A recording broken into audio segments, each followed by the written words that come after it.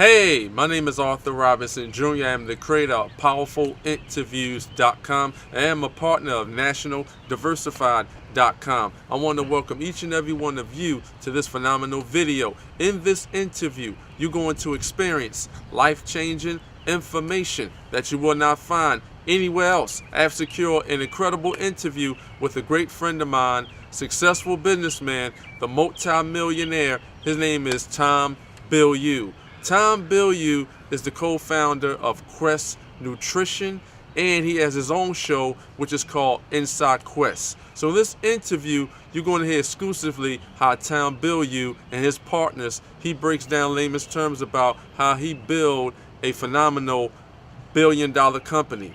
Also in this interview, Tom Bilyeu, he breaks down layman's terms about how he revolutionized the food industry by selling high-quality nutrition bars. Also in this interview, Tom Bilyeu, he breaks down layman's terms about how him and his team develop a growth mindset, and you have to be willing to tell your own story, to build your own brand, and much, much more. So remember, this is not BS information. The right information will change your current situation. Wealthy people, they take advice from other wealthy people, and unfortunately, broke people, they take advice from broke people. So right about now, go get your pen and your pad, sit back and relax, and write down some notes. In this interview that I'm going to reveal to each and every one of you with my great friend, successful businessman.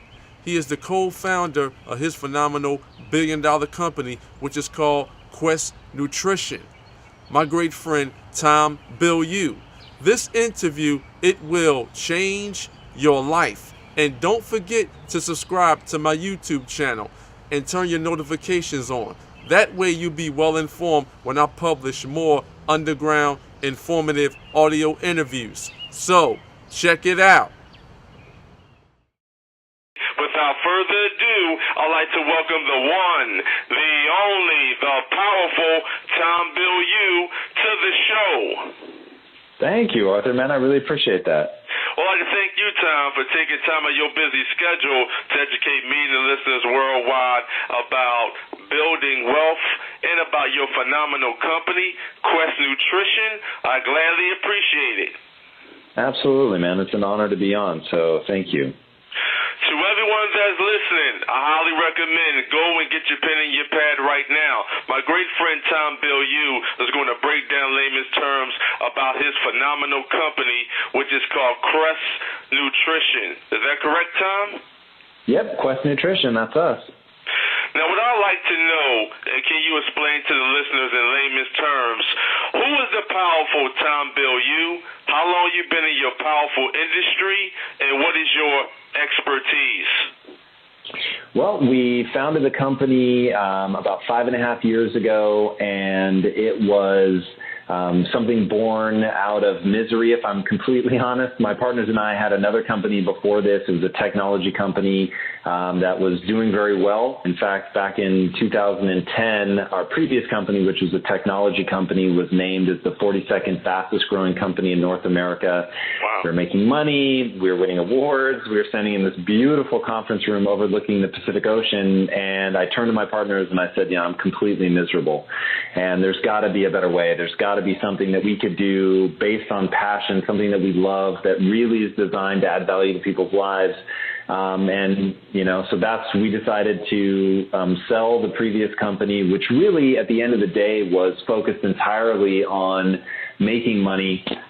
We had built a product that served a need, but it wasn't something that, was really inside of our soul, something that we really wanted to do and build, and moved away from focusing on money and started focusing on value creation, and honestly not knowing if that would build a business or not, but we knew that we would love it. And that actually was the question that changed everything for us. We stopped asking what's going to make us the most money, and we started asking what's that thing that we would love doing every day, even if we were failing at it. And just switching the question really changed everything. And that's when we decided that we were going to launch a nutrition company that was focused on making food that people could choose based on taste, but happened to be good for them. And that shift in focus to really just thinking about value was it just made all the difference. also have nutrition bars that you sell, correct?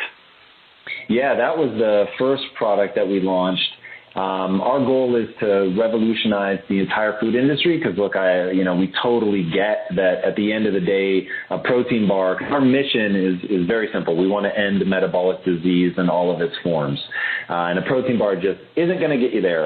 It was a great first step, and the product's been very successful. But at the end of the day, when you really look at the food that gets people in trouble, it's just a wide variety of things.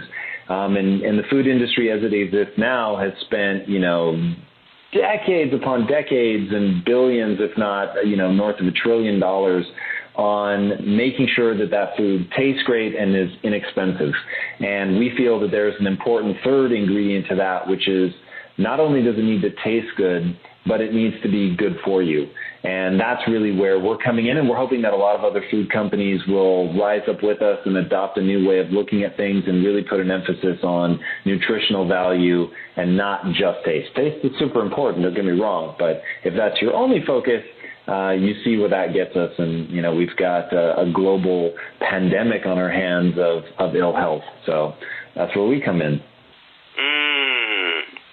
Well, I'm very excited that you are educating people about your phenomenal company, which is called Quest Nutrition. People love to eat, but people don't eat to live.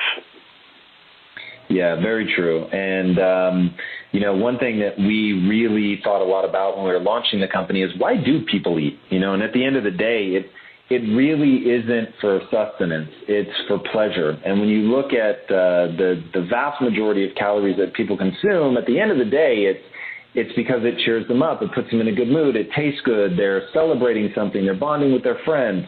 And obviously it needs to also meet the need of just needing the calories to stay alive. But you've got people that are, 200-300 pounds overweight, and they're dying of malnutrition. So once you understand that, you realize that we have a secondary problem, which is food is essentially a drug, but it's the only drug that you can't take to zero, right? You have to eat something. So wanted to really get in there and give people something they could, like, eat and enjoy and have fun and love it and cheer themselves up from a bad day at work. You should be able to do that with food, and that's part of the beauty, but it should also be good for you. Wow. Tom, explain to the listeners from your own experience, what do billionaires and multimillionaires do on a consistent, regular basis that unfortunately broke entrepreneurs just don't do? Yeah, the most important thing is mindset. And when you look at the book called Mindset by Carol Dweck, she outlines two different ways of thinking. One is a fixed mindset, where people believe that their talents and intelligence are fixed traits, kind of like height, and you get as tall as you're going to get, and that's it. And then people with a growth mindset believe that their talents and intelligence are changeable and that you can grow and adapt them, kind of like a talent in any sport. If you think about a kid, an infant can't even hold its own head up. It's essentially a little puddle of mush, right? And we all have to learn every skill, from holding our head up to crawling to walking to running, and then you start specializing, and maybe you get good at basketball, or maybe you get good at mathematics. But whatever it is, you had to learn it all from scratch. And that growth mindset, I think, is really the absolute foundation of people who are successful. And the reason that I think that the growth mindset is so potent is people that have a growth mindset that don't believe that their talents are fixed and do believe that they can grow and develop a new skill in any area aren't afraid to look at where they're failing, right? So if you look at your business and you say, okay, my goal is to, and I'll just use Quest as an example, our goal is to end metabolic disease. So we put out a protein bar, it was a smash hit, it's doing hundreds of millions of dollars, and you ask yourself, but have we ended metabolic disease? And if the answer is no, even in the face of success, you can adjust and try something new. And so we're, launching a lot of other products. We're researching cancer. We're trying to figure out exactly what the intersection of diet and disease is, because if we're going to attack that, we have to fully understand it. So we're not afraid to look at where we're weak. We're not afraid to look at where we're inadequate, because we know that we can change it. And just because I'm bad at something today doesn't mean I have to be bad at it tomorrow. I can learn that new skill. And when you look at people that have really accomplished something in their life, it's because they have that relentless pursuit of new skills and just a willingness to look at what they're not yet doing well. Wow. This is an incredible interview, and I appreciate you coming on my show today. My pleasure. Tom, let's talk about video. Now, I know a couple of years ago, Google bought YouTube for $1.6 billion, so video is hot right now. Can you explain to the listeners the power of using video, and should entrepreneurs and business leaders use video to expand their brand?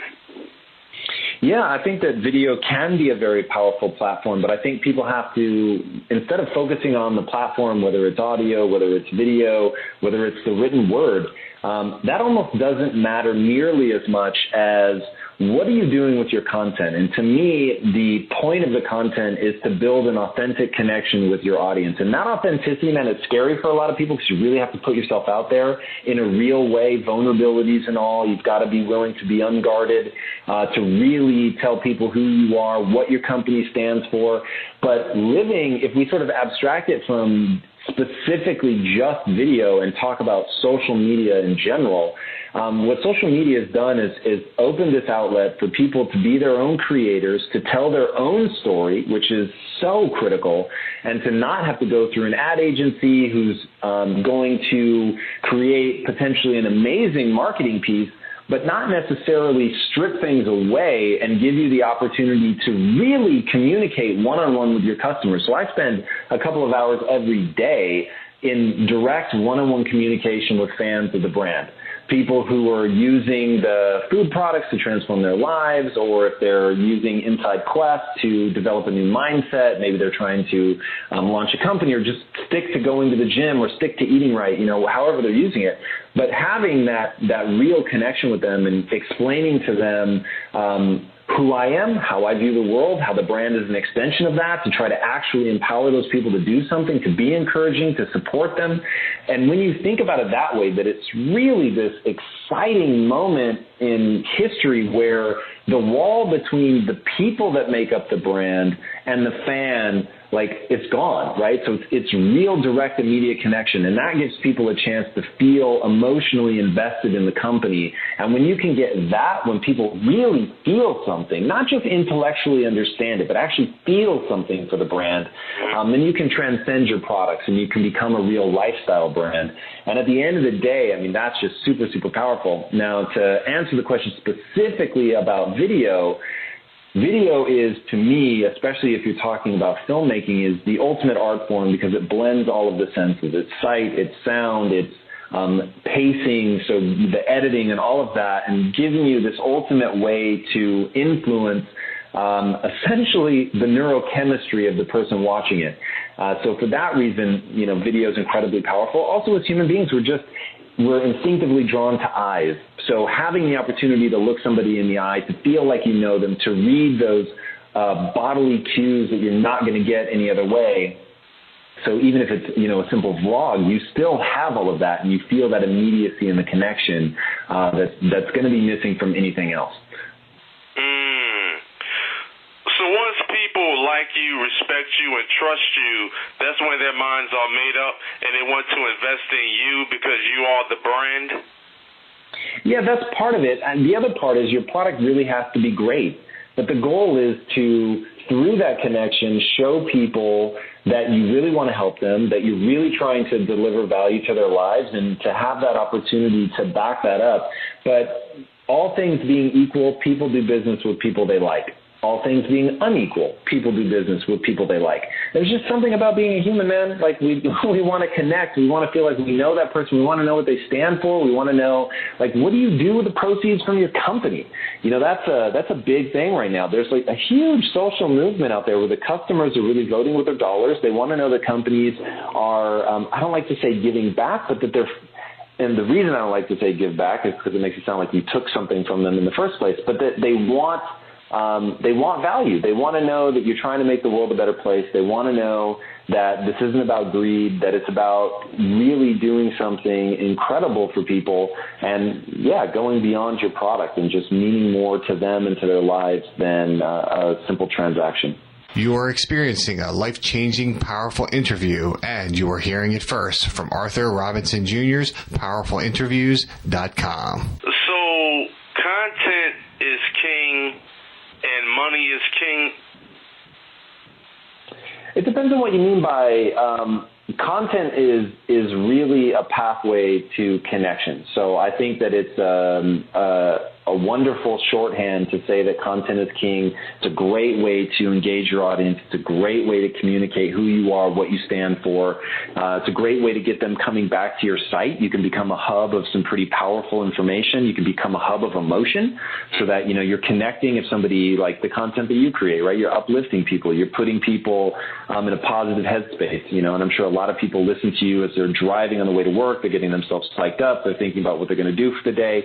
And so you become that hub for a certain feeling that they want to create. And that's really, really powerful.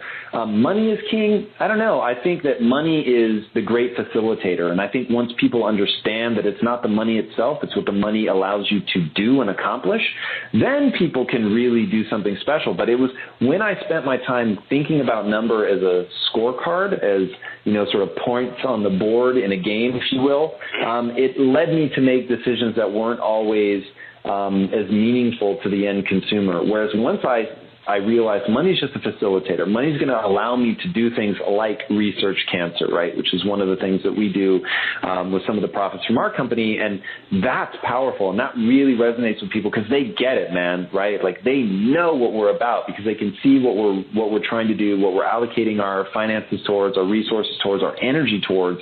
They see that, and that tells them something, right? Actions speak louder than words. They want to know, like, what does it mean to support this company? If I'm going to give over my hard-earned dollars, people want to know how it's going to echo in the world, right? And if you can give them something beyond just okay, I'm going to give you this money and I'm going to get a protein bar or I'm going to get a bag of protein chips or whatever it is that they're buying from us, that there's also something beyond that you guys stand for something, that you're actually on a mission to end metabolic disease. That's how money is king, man. Once you understand that, then things really change. You mentioned that powerful word, facilitator. Now, I know money is not value. Money is just a facilitator to do transactions. How would you define money? Money is the thing that allows you to execute. So when you're, you don't need money to do great things. And I think that's really, really critical for everyone listening to this to understand, because a lot of people are going to say, well, I don't have the money to start my dream, whatever. And some of the greatest stories are of people building something with practically nothing. And one example that comes to mind is Tom's Shoes. And if the people listening know Tom's Shoes, it's an incredible story of a guy who's on vacation in Argentina and happens to come across these women who are doing a shoe drive, and they were just donating shoes to kids in need. And he thinks, okay, well, this is really powerful because we're giving these kids these shoes. That's awesome. But what happens when they outgrow these shoes? When's that next pair of shoes going to come? And he thought, what if I could turn this into a business and I could sell a pair, and for every pair that I sell, I donate a pair to a child in need? And could that become a business? And that was started out of his apartment. He hired interns that he could get to work for free, and he built everything up with the tiniest amount of money. I mean, literally from nothing, he builds this company from scratch, never making the excuse that he doesn't have money, just going out and selling this one pair of shoes at a time and realizing I can't afford to spend money on marketing, so I'm just going to tell this story. I'm going to tell the story about, hey, if you buy this pair of shoes, I'm going to go give a pair of shoes to these kids in Argentina. And people began to tell the story for him for free because they were so excited about what he was doing. And that's such a powerful example of not needing money to get started. And even the way that he got the shoes made, he convinced people who believed in the vision to make the shoes. So it was like just this really, really incredible thing where a bunch of people who are willing to work hard gathered around an idea. And the idea is way more powerful than the money. Now, take that. If you have access to resources, then you can do some really incredible things on top of that, because you can have all the same hustle, all the same hard work, the same beautiful story, the same desire to give back, all of it, and have it supercharged by access to resources. So if you look at what Bill Gates is doing, I think Bill Gates and the Gates Foundation is going to cure malaria. And they're going to do it because they have access to resources. And they can just pull off incredible things because of the sheer volume of dollars that they have access to. And they're able to couple that with something that people can believe in, a desire to help other people, all the other beautiful parts of what they're trying to accomplish. But having access to those resources certainly can short-circuit some things. So I think people need to rethink of money as the great facilitator, like you said, as a way to execute on things, not as an end in and of itself. You just said Bill Gates have phenomenal resources. So once you get connected to phenomenal resources is leverage. Your resources are leverage, there's no question. I just want to make sure that people understand you don't need to be Bill Gates to build something amazing, right? And Bill Gates didn't used to be Bill Gates. Bill Gates used to be, a kid starting up, sleeping under his desk with a dream that he was going to put a PC on everybody's desktop, and he got people to believe in it. And they started tiny. They were a nowhere company back when computers weren't the hot thing, and he just had a vision that he could build this into something. And so many great companies start that same way. We started Quest with like $5,000. I mean, it was nothing for, the first 6 months. We had invested very, very little because we wanted to see if we could get this thing off the ground. And we were making the bars. So we were running this software company by day, and then at night with rolling pins, we were making the bars by hand. And it was just our side hustle. And I think that, people think, to start my company, I've got to quit my job or whatever. None of that's true. You can work your job during the day, and then at nights and weekends, go out, grind it out, do the stuff, do the hard stuff for free, and get people who believe in your vision and understand what you're trying to accomplish, rally people around an idea. We were talking, we're going to end metabolic disease. People are getting excited about that. And you just get people to huddle around that idea, something they believe in, something they're willing to fight for. And then the money is way less important. And it's much more about having a growth mindset. So you're willing to learn what you don't already know. The belief in your idea, right? So I grew up in a morbidly obese family. So for me to end metabolic disease was to save my family. And that was so important to me that I was going to come in every day. I was going to fight. I was going to, even when I was tired, exhausted from already working all day at the software company and knowing that I'm going to be, making protein bars into the wee hours of the night, it's, you believe in something. So you're fighting for that thing. It's not about a check. It's not about another dollar. It's about, man, I want to do this with my life. And once you get people to that stage when it's something that they're passionate about, my dad gave me this really awesome plaque, and it says, find something you would die for and live for it. And that, man, that's what it's about. You want to find that thing and maybe it starts out as an interest. Most people don't have that burning passion yet, but you want to find that thing that starts as an interest, that's something that you want to be the best in the world at, and that's something that people will pay you for. When you find that intersection of those three things, then as you learn about it and push and drive and grow to get better, that's going to turn into a passion. And that really, one of the key markers of an interest turning into a passion is getting better at it. And once people understand that passion isn't something that hits you like a lightning bolt out of the sky, it's something you develop. You take the time to learn and grow. And if you started down a path you don't like it, change course. You do that enough, one of your interests is going to click, and you're going to love learning about it. You're going to say, yeah, I really do want to become the best in the world at this. And as you get better and better and better, you're going to find that interest is growing into a real full-blown passion. So you can actually take your passion and turn them into phenomenal profits. Absolutely. And I think especially in today's age where you've got social media and you can create videos and really connect with people and be authentic and be yourself and share your mission and your values with people so that they can support your brand, not just your products, but support your brand, then an opportunity to really build an incredibly successful business. I mean, my partners and I, we built Quest from nothing to the second fastest growing company in North America. We grew by 57,000% in our first 3 years alone. Wow. The company was valued at over $1 billion. That's with a B. I mean, just like crazy, crazy success. But we were never focused on that. We were always focused on adding value. We were focused on our passion to help people. And that is what resonated with people. And the product is good. And if your product isn't fantastic, if it doesn't actually deliver value, then you're in trouble. And everything has to start from that product.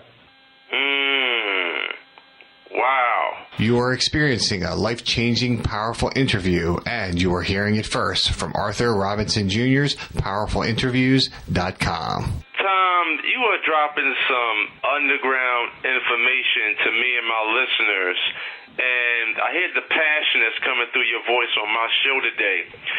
Can you explain to the listeners in layman's terms? I know the definition of a business is basically a profitable commercial enterprise that runs without you. When you was on your quest to build Quest Nutrition, when did you started to experience where your operation was running without you being there?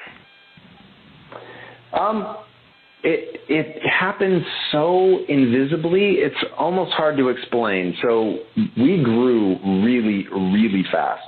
And it's not like, if you've got a passion for what you're doing, I don't think the company ever operates without you. It's that each individual unit of a business doesn't need you to do their thing. That's why you hire amazing people, let them do their thing. But there's always a place for passion, energy, clarity of vision, innovation, and that stuff. You know, if you've got somebody like me and my two other partners, you know, we just really believe in what we're trying to accomplish. And so as we are able to bring somebody in to take, you know, whatever their responsibility is. Like at one point I was actually making the protein bars all day. So then you find a guy that does that. And then I was doing the marketing, and then you find a guy that does that. And then I was doing the sales. Then you find a guy that does that. So it's like you keep finding people that replace you, not so you can leave, not so you can go chill on a beach somewhere, so that you can engage in a new area, so you can push things forward in a new way. So I don't know that a business, I think in the way that you describe the business is very much like what Michael E. Gerber says in his book, The E-Myth. And he says you don't want to work in your business, you want to work on your business. And so to not get caught up, like I could very easily have ended up as the guy running the plant, or I could have been ended up as the guy doing the marketing campaigns or the guy running the sales department. So I could have gotten stuck in any one of those positions and not allowed myself to have the 360-degree view of the company. That would have been a mistake. So you do need to do that. But if you build something that you believe in, you know, for us, we're not trying to sell the company. We want to stay engaged. I want it to be a platform that allows me to do good in the world. You're not looking to remove yourself. You're just looking to put your own skills, talents, and desires in the most strategic place in the company that you can, so it's advantageous for people. So, but to go back to that notion of, you know, people have to be very careful if they're doing a startup business where, let's say that they're a computer programmer and they think, okay, I want to start a business. Maybe I'll be a consultant that people can hire. I'll come in, I'll build their website, or I'll build their e-com store, or whatever.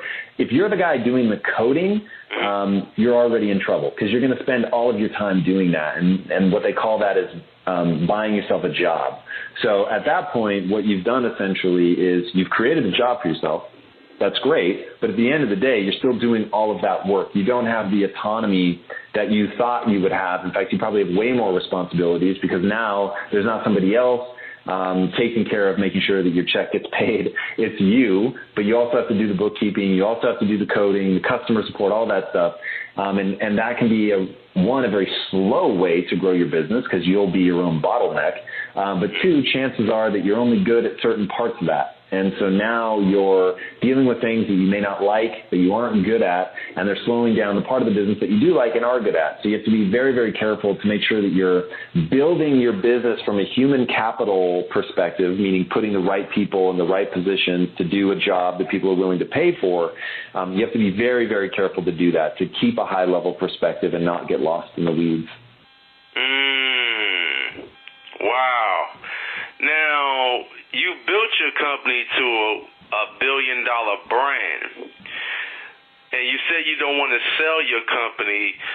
So let's just say, for example, you get a multi-billionaire that wants to buy your company, let's just say for $100 billion, and he wants to buy your book of business, or he wants to buy your company on the EBITDA system. Do you think that you will ever develop the mindset later down the line that you will want to sell? I mean, look, you never say never. Here's the way I look at it. The moment that selling the company would be the right thing to do to end metabolic disease, then I would sell the company. So if something happened in my life and I lost passion for it, God forbid, my wife dies, something like that, there's always a chance.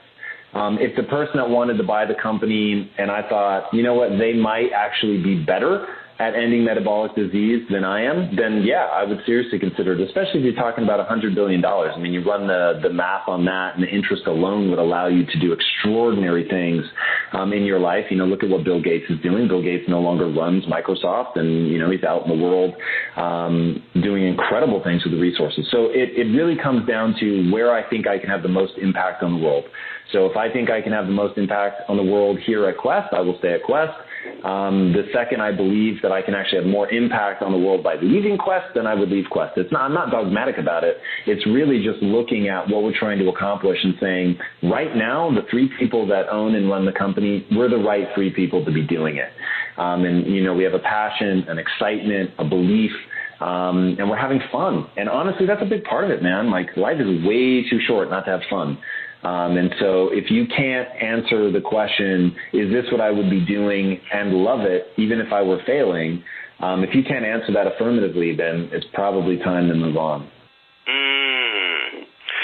Tom, earlier you mentioned that phenomenal word, marketing. What is your definition of marketing, and what does marketing mean to you? Marketing is storytelling to me, very simply. You're trying to communicate the truth of who you are as a brand, what your products mean, what they offer, and that's it. And when people understand that at its most fundamental, you're telling a story and you're trying to connect with people, then I think people will be able to anticipate marketing, do new kinds of marketing. They won't have to follow people because they understand at the end of the day what their goal is. Their goal is to connect, to tell a story, to make people understand something, to believe something, to feel something. That's the real goal of marketing. So it can be a video, it can be Snapchat, it can be a blog, it can be a whole host of things. It can be getting an influencer to say something real and honest about their feelings about your product to as many people as they can. Like, all of that stuff is marketing when it's done from the perspective of, this tells you something about who we are. This tells it, like, for instance, when we started the nonprofit organization, we just wanted to do research on cancer. But looking at it, I was like, wow, this is actually one of the smartest things we've ever done from a marketing perspective, because it tells you who we are. It tells you what we actually care about. So that was one of those, like, wow, yeah, when you act in accordance with your values and your company is in line with your values, everything you do is marketing, because now you're just telling the truth through your actions about what this brand is. And that's such a cool moment right now for us all to be alive and to be in business, to know that there are all of these ways for our customers who know something about the brand, who've been helped by the brand, who've been in some way touched by the brand, to be able to share that story from their own personal perspective with anybody that follows them socially. And the echo can be massive. It really is a cool time. So would you say that marketing done right is the quickest path to the sell? Yeah, look, selling is also, in and of itself, its own art form. But there is no activity more likely to get you sales than to show people something real, something that they can relate to, that's authentic, and then is backed up with a product that delivers real value. There just isn't. Like when people feel good, not only about your product, but about your company, they're going to tell somebody. And, I'll beat the drum on the Tom Shoes example. That was how they grew, and they grew so fast. And it was one of the fastest growing shoe companies. And they did it all through word of mouth. And how were they able to do that? They were able to do that because all of their marketing was centered around telling their story. It was about connecting with people. And when people felt connected and they understood what it meant to buy a pair of Tom shoes, then the sale was easy. So yes, great marketing is a vehicle for a sale, but at the end of the day, like if you abstract it to marketing, you'll miss the real point, which is about connecting with people, making them feel something about your brand, and delivering real, lasting value to that person's life. So sales is the avenue to more revenue? Yeah, I mean, look, at the end of the day, we have a sales organization here, and we focus on sales, and our sales team have numbers to hit. But the question is, how do they hit those numbers? Do we encourage them to do a hard sell? No, because that would go against our value system. Do we encourage them to get out there and ask the retailer, what could I be doing to better help you grow your business? And if the retailer says, you know what, I actually want to get rid of a couple of your SKUs and I want to bring in this, new clothing line, whatever.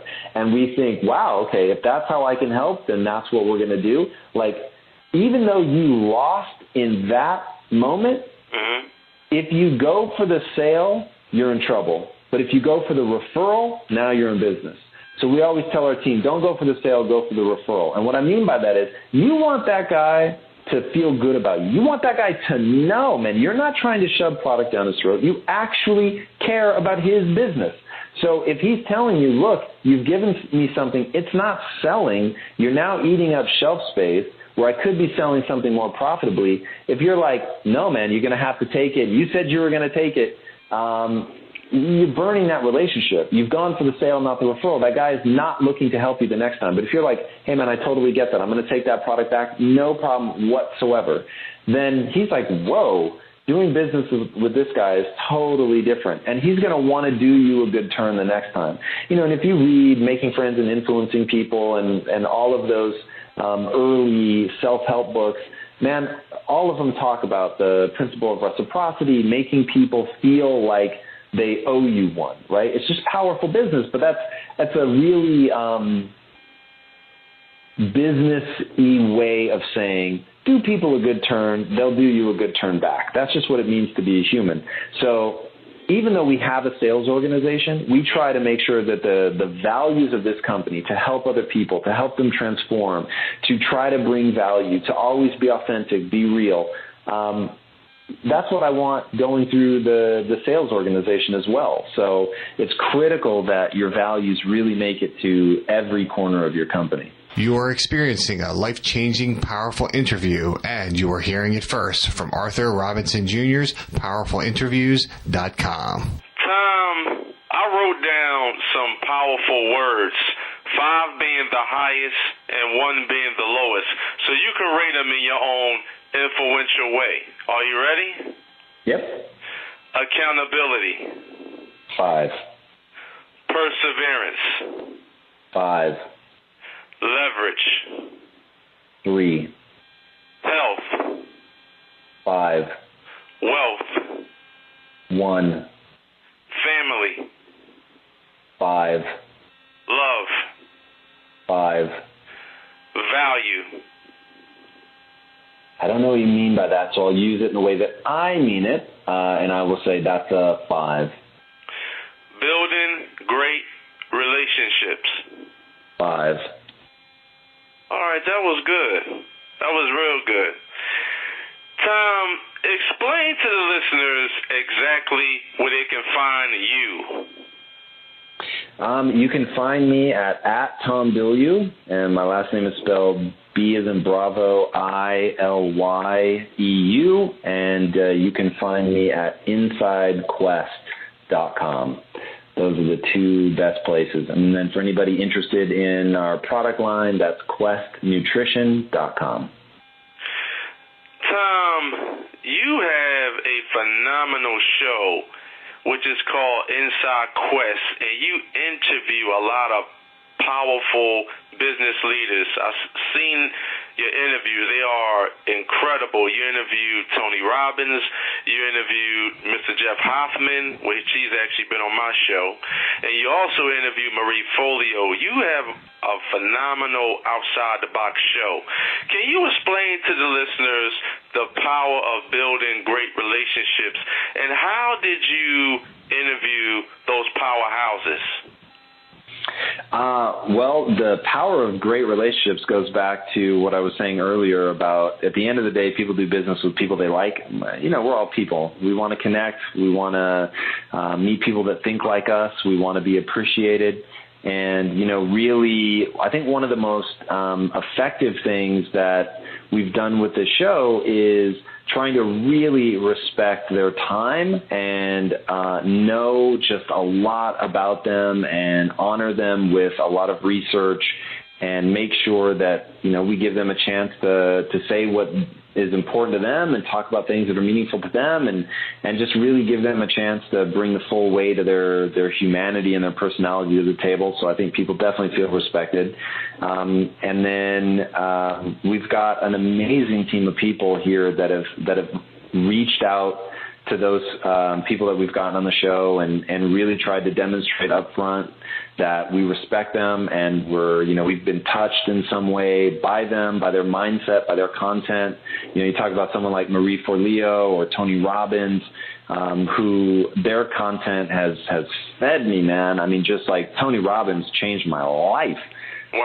So, you know, getting someone on like that, and I think Marie Forleo's content is just absolutely unparalleled, you know, and I said that on the show, like, she's doing better content than we are. So it's like, you know, she's just amazing, amazing, amazing. And so letting these people know, like, I'm bringing you on because I think you're incredible and I want to give you a chance to shine and do what you do and touch people. And so, yeah, that's how we get them is showing our real, authentic appreciation for who they are and what they do.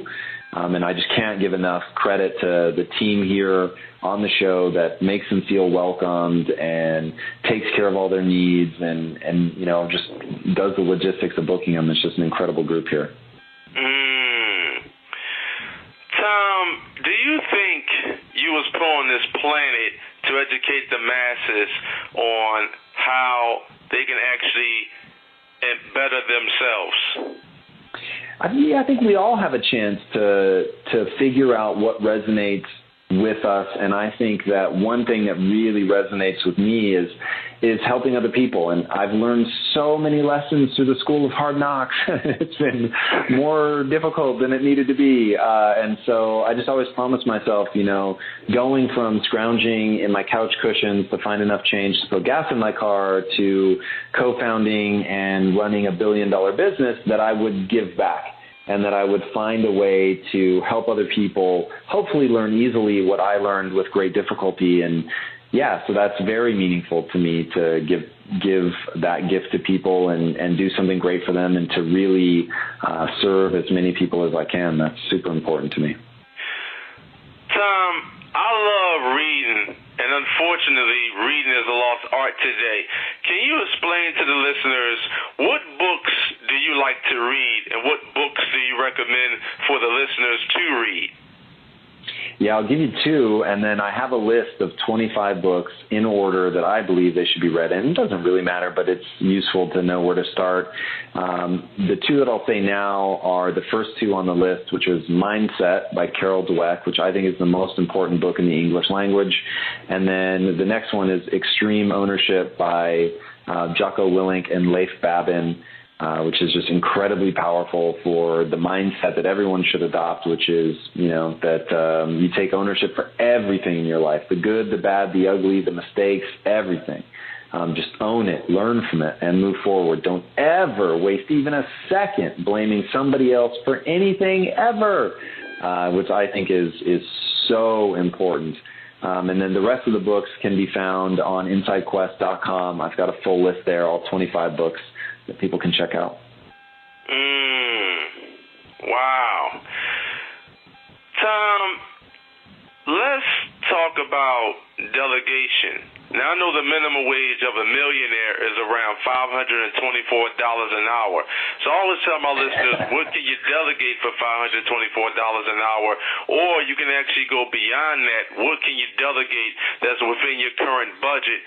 How important it is for entrepreneurs and business owners to delegate tasks out that they're not currently good at so they can just focus on increasing their revenues in their businesses?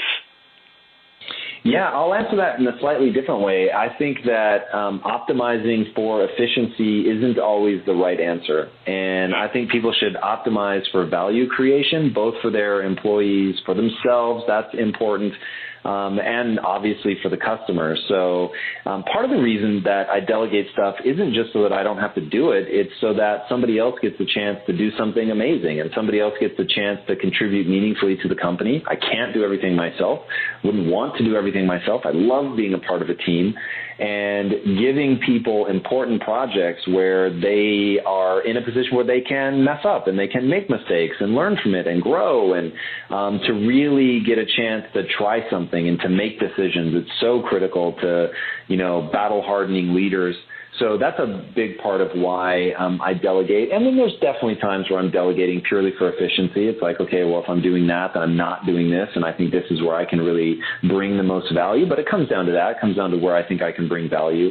So, yeah, I think understanding what you're trying to accomplish, understanding where you can bring the most value with your current skill set, what skill set you want to develop, and then what's going to be fun, And when you start thinking about doing things for years on end, like it's so critical to ask yourself, what am I going to enjoy? And if you're not enjoying it, man, switch it up. This life is entirely too short to slog it through, never enjoying what you do and always just living to, make a ton of money in the end. And here's the most important thing that I can tell people. Money is way cooler than you think it is, but it doesn't impact you in the ways you think it's going to. It is not going to make you feel differently about yourself. You're not going to suddenly feel cool. Money solves money problems. That's it. So if you're having trouble paying your rent, you will no longer having trouble paying your rent, and that's cool as hell. And the first time you buy your mom a car, that's as cool as you think it's going to be.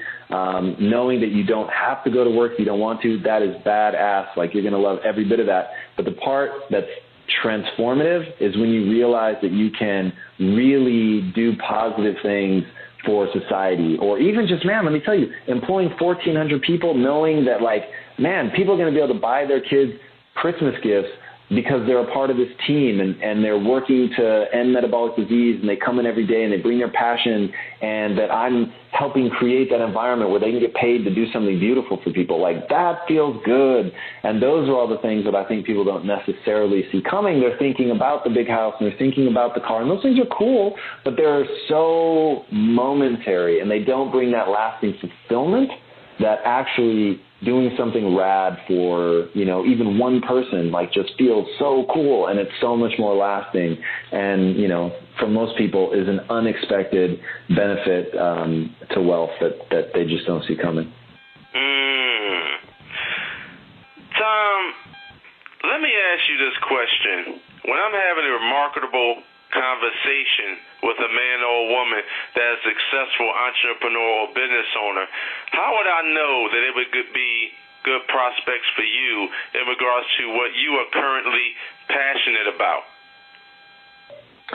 Man, that's easy. If people have a desire to be involved in any way, shape, or form with helping people transform, we focus primarily on the body and the mind. So if they're interested in helping people transform their bodies, whether that's through, disease like diabetes, cancer, heart disease, whatever the case may be, that's totally in our wheelhouse, especially if they're focused with diet, since we don't mess around with drugs and things like that. And then the other is the mind. If people are trying to uplift people and help them transform their life from a mindset perspective, that's the other side of the coin for us. You are experiencing a life-changing, powerful interview, and you are hearing it first from Arthur Robinson Jr.'s PowerfulInterviews.com. Tom, I appreciate you coming on my show today, because the whole premise of my show is to educate entrepreneurs and business owners that they can create the life that they want, but they have to be open to these important principles. So I don't like what I see what's on the news, so I create my own news. Very smart, man. That's very smart. Tom, how can entrepreneurs and business owners get out of their comfort zones? Because I know that some people, comfort zones are actually their failure zones. Yeah, people, that comes down to values and identity. And if you value yourself for, staying in your comfort zone, then you'll stay in your comfort zone. But if you switch it out and you actively value yourself based on your willingness to get out of your comfort zone, then all of a sudden, in those moments where you don't want to do something, it's part of your identity to lean into that, to do that, even though it scares you. And that's something that I've, built into my personality. I get just as uncomfortable as anybody else. But it's part of my identity to step into fear, and that to do the very thing that I'm afraid of, to go do that right now. And that if I don't do it, then that, I don't get to feel about myself the way I want to feel about myself. I want to be courageous. I want to face down fear, There's a great, I think it was Mark Twain that said, courage is not the absence of fear, it's acting in the face of fear. And that to me is just critical. People just have to decide. I'm a person who moves forward when I get scared, plain and simple. I go after the fear. I move right into it. And if they repeat that in their head just like that enough times, it will become part of who they are and how they see themselves. Tom, explain to the listeners, what is the best advice that you have ever received? The best advice I've ever received was to make my personality anti-fragile. And what that means is something that's resilient. If you beat on it, it can take a lot of the beating before it breaks. But something that's anti-fragile, the more you attack it, the stronger it becomes. And when I was building my self-esteem around being right, I was wrong so often that was such a fragile way to live my life. So I switched my self-esteem from being built around being right to being the fastest person to identify the right answer and go after it, even when I wasn't the one who thought of it. So I began to pride myself on admitting that I was wrong, identifying who had a better answer, and then helping them get that idea off the ground. And that ended up being truly anti-fragile, because you can tell me, like, hey, your idea is dumb, it's stupid, it's never going to work. And if you're right, I'm going to acknowledge that really fast, identify the thing that actually will move me towards my goal, and then going after it. And so that is a change that I encourage everyone to make. It's not easy, but if you make that change, it will change everything about your life. Tom, what is your thought process in regards to paid media versus organic media? Man, I'm open to either. Whatever, since my goal is to deliver value, I have no problem. If I have to pay to get in front of somebody so that they can see how much value I can deliver to them, I've got no problem with that. Now, organic is always better because it's free and it leaves you, dollars to be spent elsewhere. But I don't have any problem with either. I think both have their place and both can be very powerful. As long as you target the right people and you actually deliver value to their lives, I think it's all good. In your business model, do you meditate and do you execute innovation on a regular basis? Yeah, I do. I meditate almost every day. I won't say every day, but I meditate almost every day. And that's been incredibly powerful in my life to help me still my mind. Innovation is a cornerstone of any learning mind. So I think if you're hungry to learn and grow, you're going to accidentally innovate just because you've got so many new ideas coming into your world. I try to drink in as many ideas from as many disparate places as I can because I believe that ideas in equal ideas out. If you're not getting just a whole bunch of exciting ideas coming at you, the chances of you making new and unique connections, which are, the building blocks of innovation, are virtually zero. So that's my secret there. Tom, let's talk about customer acquisition. How much does it cost for you to acquire a new customer?